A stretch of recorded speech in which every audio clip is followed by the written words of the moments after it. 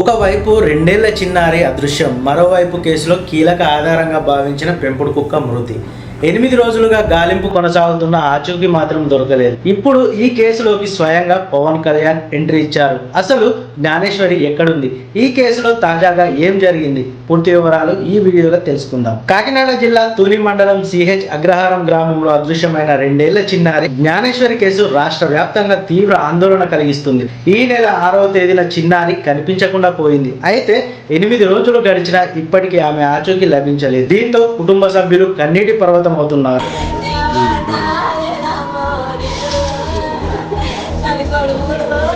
ఈ ఘటనపై ఉప ముఖ్యమంత్రి పవన్ కళ్యాణ్ తీవ్రంగా స్పందించారు. కాకినాడ జిల్లా ఎస్పీతో నేరుగా ఫోన్ లో మాట్లాడి కేసు పురోగతిపై వివరాలు అడిగి తెలుసుకున్నారు. చిన్నారిని సురక్షితంగా తల్లిదండ్రుల వద్దకు చేర్చడమే ప్రభుత్వ ప్రథమ ప్రాధాన్యమని స్పష్టం చేసిన పవన్ కళ్యాణ్ గాలింపు చర్యలను మరింత వేగవంతం చేయాలని ఆదేశించారు. అవసరమైతే ఎన్డీఆర్ఎఫ్, ఎస్డీఆర్ఎఫ్ బృందాలను కూడా వినియోగించాలని సూచించారు. ప్రస్తుతం పోలీసులు, ఎన్డీఆర్ఎఫ్, ఎస్డీఆర్ఎఫ్ సిబ్బంది, అటవీ శాఖ అధికారులు కలిసి పామాయిల్ తోటలు, అడవి ప్రాంతాలు మరియు పరిసర ప్రాంతాల్లో విస్తృతంగా గాలిస్తున్నారు. డ్రోన్లు మరియు ఆధునిక సాంకేతిక పరిజ్ఞానాన్ని ఉపయోగిస్తూ ప్రతి ఆధారాన్ని పరిశీలిస్తున్నారు. ఇక ఈ కేసులో కీలకంగా భావించిన పెంపుడు కుక్క కూడా మృతి చెందడం మరింత మిస్టరీగా మారింది. చిన్నారి ఎక్కడ ఉంది, ఆమెకు ఏమైంది అనే ప్రశ్నలు ఇప్పటికీ సమాధానం కోసం ఎదురు చూస్తున్నాయి. పవన్ కళ్యాణ్ ఆదేశాలతో గాలింపు మరింత ముమ్మరం కావడంతో త్వరలోనే శుభవార్త వస్తుందని అందరూ ఆశిస్తున్నారు. జ్ఞానేశ్వరి సురక్షితంగా తిరిగి రావాలని మనమందరం ప్రార్థిద్దాం. ఈ ఘటనపై మీ అభిప్రాయం ఏంటో కామెంట్లో తెలియజేయండి.